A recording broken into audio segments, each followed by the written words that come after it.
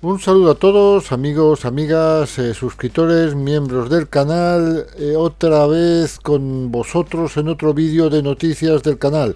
Y no os habéis confundido, soy Raúl y este canal es Nuevos Culés.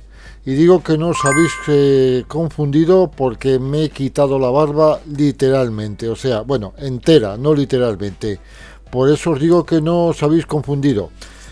Era un día hoy que no había muchas noticias en el mundo Barça, como suele suceder algunos sábados, aunque no todos. Lo cierto es que hay pequeñas cosas, muchas de ellas en plan selecciones nacionales, en plan enfermería, y ese va a ser el tema central de este vídeo. La enfermería actual del Fútbol Club Barcelona, aunque con especificaciones, todo producto del parón de selecciones. Pero os indico y os acabo de avisar que hay excepciones y hay especificaciones. Y ya sin más, nos vamos. Empezamos este vídeo y no sin antes decir las palabras mágicas que vengo repitiendo todos los días. Vídeo.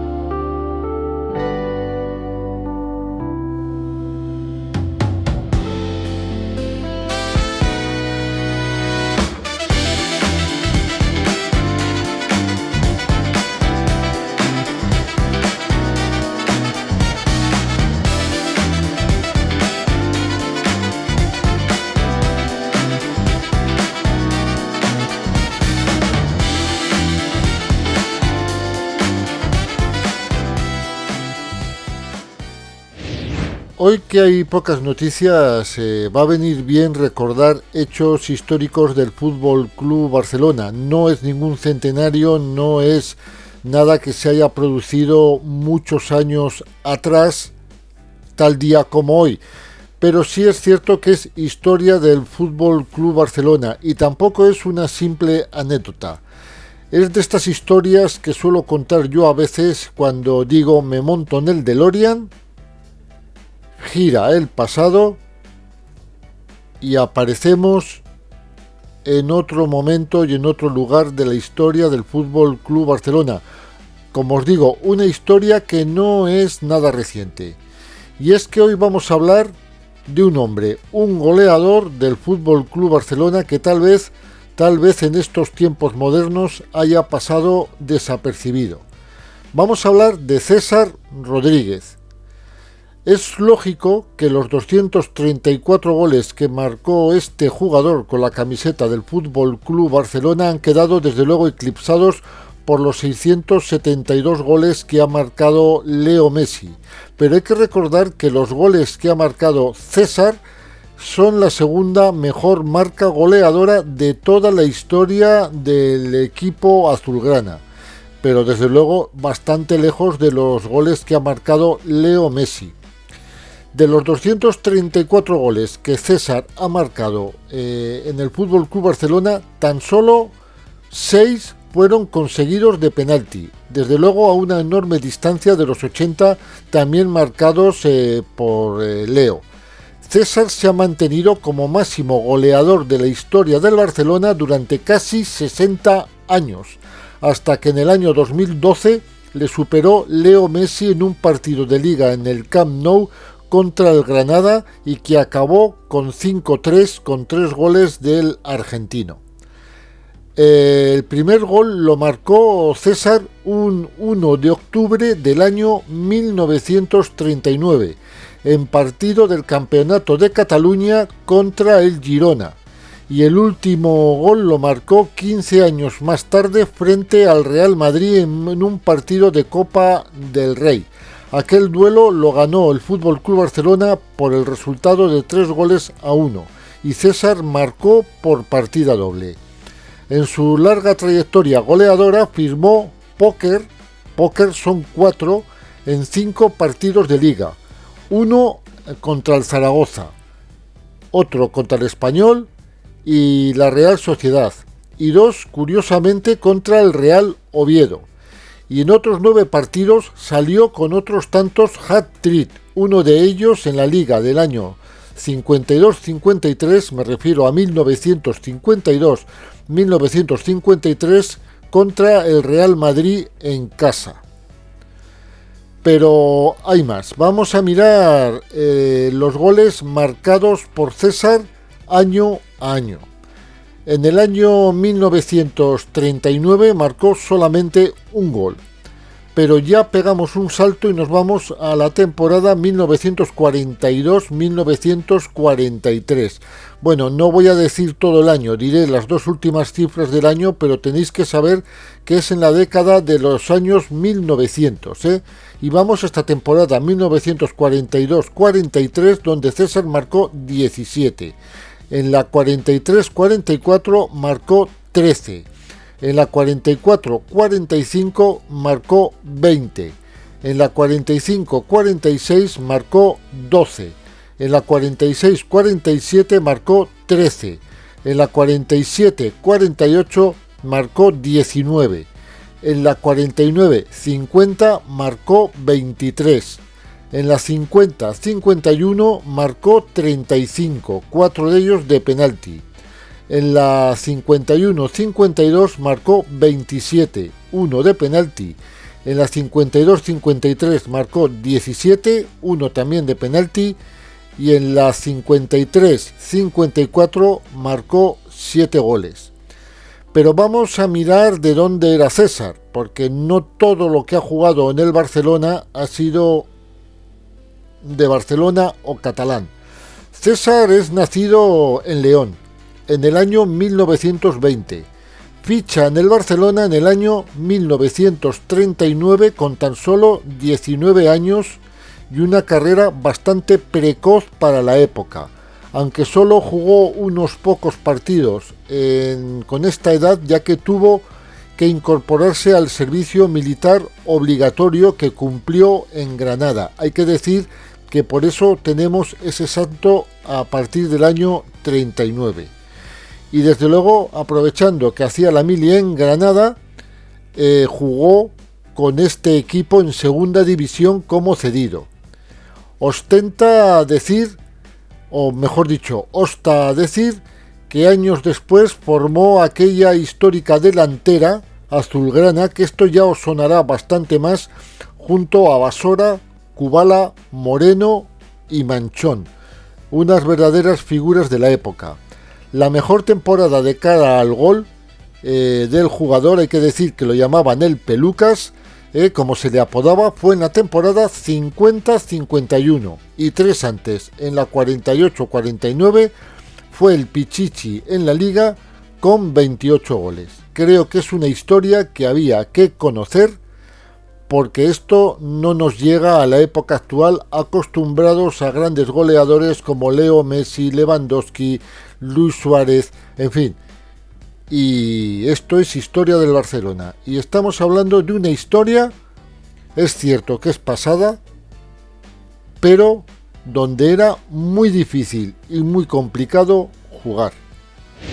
En uno de los últimos vídeos os comenté que Rune Bardghji había hablado para la televisión sueca en un post partido, precisamente el último partido que ha jugado con la selección sub-20 o sub-19, no sé cuál exactamente, de Suecia el pasado día, y que terminó marcando un gol a lo Panenka. Pues el desde el Copenhague en esta rueda de prensa ha dejado caer que sabe que debe tener paciencia y que su objetivo es tener minutos. Y así lo reafirma cuando dice que debe conseguir muchos minutos. Es una temporada larga con muchos partidos en muchos torneos, así que seguro que tendré mucho tiempo de juego. Así que solo es cuestión de presentarse y por supuesto tener paciencia al principio. todos los que están jugando ahora en este principio no van a entrar de inmediato. Lleva un poco de tiempo, pero luego me meteré en el partido y demostraré todo lo que puedo hacer. El sueco también ha hablado sobre el jugador que más le ha sorprendido en los entrenamientos y ha afirmado que ya le hicieron esta pregunta en otras entrevistas y él mismo respondió que el que más le había sorprendido era Pedri. Creo que también lo ves en la tele y cuando lo ves en persona es mejor aún.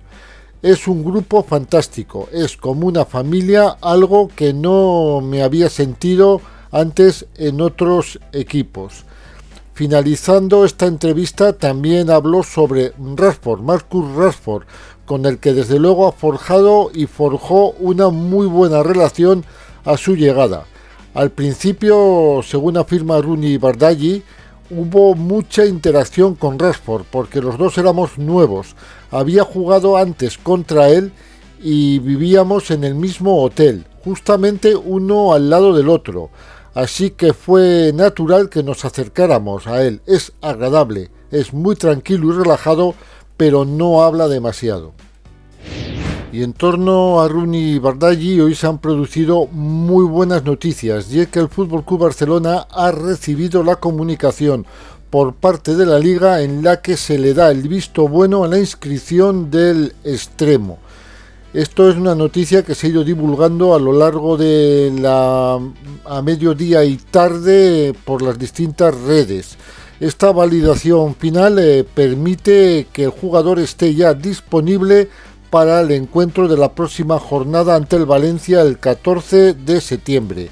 Y hay que decir que jugará temporalmente, jugará la temporada, no temporalmente, con el dorsal número 28. Antes del partido del Rayo Vallecano, Hansi Flick ya había recibido la autorización de inscribir a Szczęsny con el dorsal 25. El portero polaco había debutado, por tanto, en una convocatoria del FC Barcelona esta temporada tras haber estado a la espera de que Iñaki Peña solucionara su salida mediante cesión hacia el Elche. Quien no figuraba en esta lista azulgrana de 23 jugadores era Rooney Bardghji. De todas las maneras, lo que faltaba era hacer un hueco salarial y el reciente aval del club más su ampliación han permitido este registro. El extremo sueco finalmente ha recibido luz verde por parte de la patronal para formar parte del primer equipo azulgrana, tal como siempre habría querido el FC Barcelona.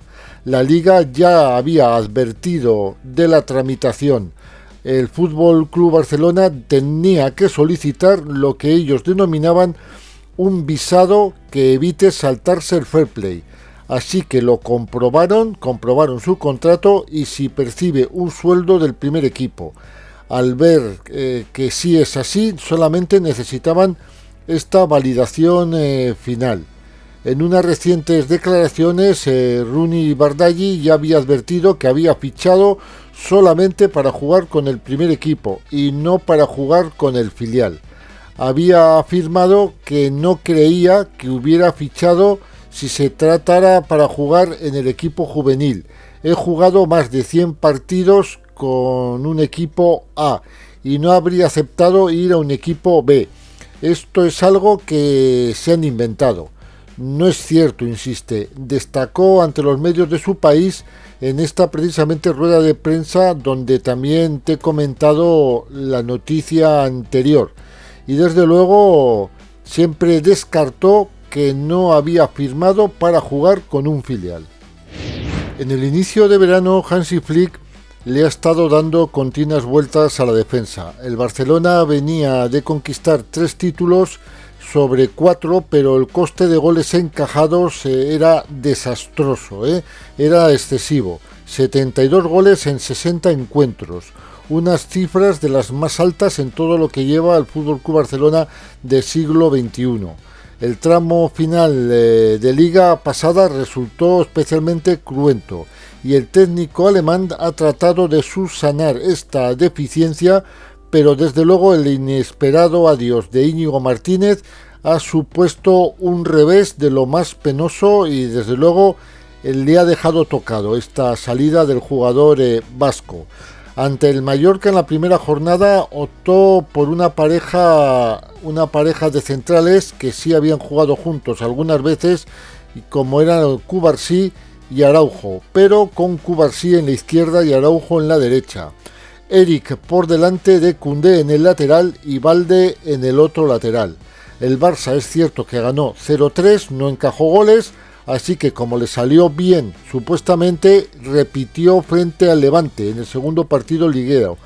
Y hubo que hacer remontada. El partido quedó 2-3, pero los 2 goles en contra pues le dejaron insatisfechos porque vio que la defensa, sobre todo por el medio, había cantado. Desplazar a Cubarsí a la izquierda, aunque el jugador había jugado ya varias veces, no le pareció buena idea y probablemente descontento frente al Rayo Vallecano lo cambió todo en el eje defensivo. Sentó a los 2 jugadores titulares, Araujo y Cubarsí, y apostó por un tándem nuevo, el de Eric García Christensen, lo que devolvió a Koundé al lateral derecho. Solo Alejandro Balde fue el que permaneció en esta primera fase con un puesto en el primer equipo.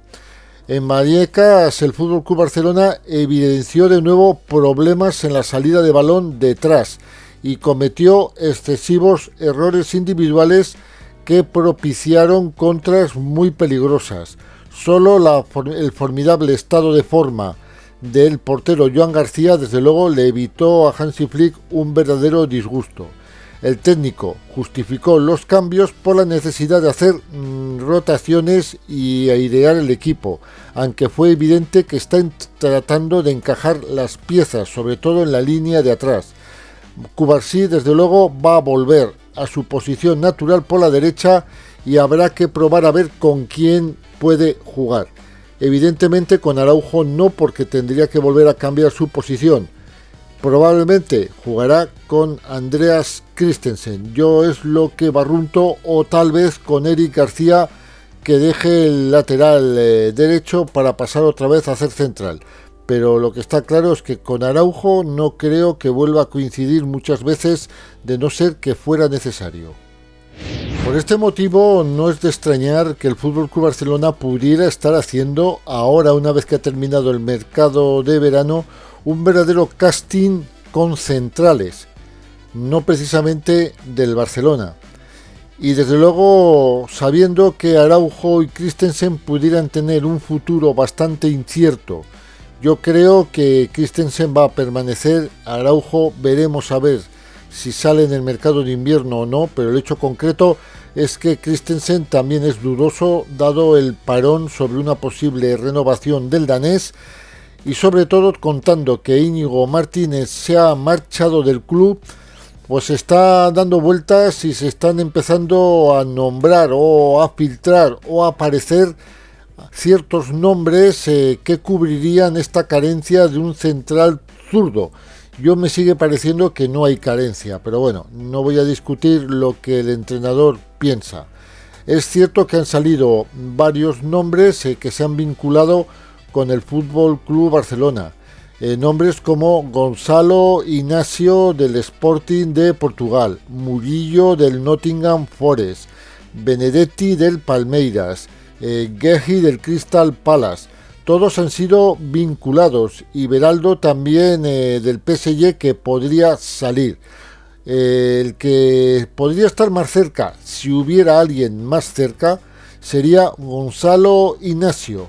Deco ya se ha reunido con su representante y se filtró que podía haber un principio de acuerdo. No sé a qué nivel, pero hay que decir que para traer este central el Barcelona tendrá que abrir la chequera. Es un central que podría costar 70 millones de euros. Pero Deco ya ha hablado con el representante de este central y ya se han reunido. Y sí se filtró en algunos medios, como en España Azulgrana, que podría haber un acuerdo, pero que el jugador era caro y desde luego había que soltar la chequera. Una vez finalizado el mercado de fichajes y traspasos, siguen sucediendo cosas en el entorno azulgrana. Y es que este mismo sábado, Radio Barcelona adelantaba la posible vuelta de Thiago Alcántara al staff técnico de Hansi Flick, o por lo menos que estaría muy cercano a poderse producir. Esta información asegura que el ex centrocampista azulgrana se podría reincorporar en breve otra vez al cuerpo técnico del entrenador alemán y formar parte de su staff durante la temporada. El exjugador de Barça, Bayern Múnich y Liverpool fue ya ayudante de Hansi Flick la pasada temporada, siendo su mano derecha, la mano derecha del técnico en sus primeras semanas como azulgrana. Fuentes del club por lo menos parece que confirman esta noticia. El 16 de agosto de 2024 fue el último día en el que Thiago estuvo en el staff técnico después de que se formara como técnico, tal como informó el propio Barça. Fue a la gira por Estados Unidos, pero poco después sus funciones pasaron a hacerlas Arnau Blanco, que hasta entonces era el entrenador del cadete A. El virus FIFA está desde luego causando problemas dentro del FC Barcelona para los jugadores que se han ido a jugar con su selección, tanto como los que se han quedado. Recordemos que en Liga se lesionó o se quedó dolorido de su rodilla operada Gavi, poco antes de empezar el parón. Recordemos que Alejandro Balde se lesionó en uno de los entrenamientos durante el parón entrenando con el FC Barcelona. Pues ahora a esto hay que añadir un Frenkie de Jong que ha regresado a Barcelona después de jugar el primer partido de Países Bajos. La selección neerlandesa lo ha liberado para el segundo partido ante Lituania por unas molestias en el glúteo. El centrocampista sí se ha sumado a las bajas seguras de Balde y Gavi, que están lesionados, y desde luego a un Lamine Yamal que parece que anda tocado, que de todos estos jugadores, por lo menos de Frenkie de Jong y de Lamine Yamal, hablaremos posteriormente. De todos estos jugadores y de alguno más que también vamos a hablar positivamente, de alguno más que estos no están lesionados a raíz del virus FIFA, pero sí es cierto que estaban lesionados, pues dos de estos cuatro jugadores que hemos mencionado seguramente no van a jugar contra el Valencia. Alejandro Balde desde luego no va a jugar, puesto que se espera un periodo de baja de 3 a 4 meses, iba a decir años, joder, qué susto, de 3 a 4 meses, veremos a ver hasta dónde llega. Y el otro es Gavi con su rodilla dolorida, aparentemente no estaría tan mal, pero sí es cierto que el jugador sigue teniendo molestias y previsiblemente no jugará contra el Valencia. Ahora a continuación pues vamos a valorar los estados de Frenkie de Jong y de Lamine Yamal. Recordemos que Frenkie de Jong fue cambiado en el partido de Países Bajos y Polonia por una molestia en el glúteo. Dice que notaba una presión en el glúteo. El hecho concreto es que en Barcelona están pendientes del jugador, aunque los primeros informes que se han remitido por parte del médico de la selección holandesa este mismo viernes por la noche, donde sí se le ha hecho un chequeo, hablan de un percance en principio sin excesiva gravedad. No es grave, aunque sí resulta un verdadero contratiempo. De Jong ha pasado esta mañana por la ciudad deportiva para empezar tratamiento, pero de momento no ha pasado ninguna revisión médica por parte del club. El club no tiene previsto practicarle ninguna prueba médica hoy sábado, el domingo menos. El hecho concreto es que pasaría reconocimiento en principio el lunes, y será entonces cuando se valore y evalúen si es una lesión que puede ser recuperable a lo largo de la semana de manera inmediata o en todo caso si el jugador sería baja para el partido de liga ante el Valencia del día 14. El otro jugador que nos ha proporcionado cierto susto y cierta intranquilidad es el propio Lamine Yamal. Pero primero lo que vamos a decir es que no se ha lesionado con la selección, no hay parte de baja, pero ya salió tocado en el último partido del FC Barcelona contra el Rayo Vallecano. Salió dolorido en la segunda parte, cuando finalizó la segunda parte, y la verdad es que no sé si estaba en condiciones o no, pero esta molestia de espalda ya la arrastraba desde Vallecas. Que quede claro que no se ha lesionado con la selección española, lo digo como aviso para navegantes por lo que se está hablando de la fuente. Es cierto que te puede caer mal, pero no ha lesionado al jugador, porque algunos medios ya estaban diciendo que ha lesionado al jugador. Pues bueno, Lamine Yamal venía ya tocado desde Vallecas, pero no hay parte de baja, y como no hay parte de baja, el jugador no estaba lesionado, por lo tanto se le podía utilizar. Esto nos guste o no nos guste. El hecho concreto es que estas molestias parece que le reaparecen en el partido de la selección española último que disputó contra Bulgaria. Se acusa de la Fuente de que lo tuvo jugando. De la Fuente lo quitó a falta de 20 minutos para terminar el partido, o sea que prácticamente se podría decir que jugó alrededor de las 3/4 partes del partido. Bueno, pues concretamente y últimas informaciones es que Lamine Yamal parece que evoluciona correctamente de todas las molestias de espalda con las que acabó el partido contra Bulgaria en Sofía. El delantero del FC Barcelona se ha ejercitado en la ciudad de Konya perfectamente, que es donde está la selección española y donde se va a jugar el partido contra Turquía, con total normalidad con el resto de sus compañeros, sin problemas. Se ha visto un Lamine Yamal sonriente como de costumbre, y a pesar de las molestias que arrastraba y confirmadas por De la Fuente en rueda de prensa, se espera que este domingo por la noche incluso pudiera estar disponible.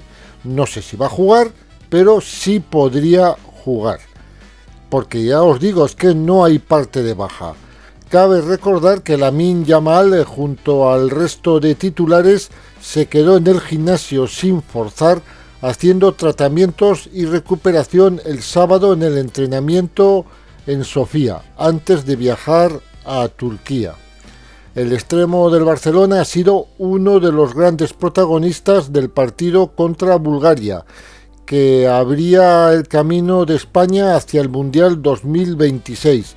El jugador del Barça, directa o indirectamente, ha participado en los 3 goles de la selección, que dejó encarado el triunfo en Sofía antes del descanso. Ahora bien, se retiró antes del minuto 79, porque el seleccionador quiso cuidarlo. O sea que no lo ha tenido jugando todo el partido, pero si el jugador no se queja, el jugador no está lesionado. Y de hecho no está lesionado, porque sigo insistiendo, no hay parte de baja. Ahora vamos a hablar de 2 futbolistas que son del filial, uno de ellos en Dinámica Primer Equipo, que han estado lesionados, pero esta lesión no es producto del virus FIFA, y es que vamos a hablar de Dani Rodríguez y de Ureña.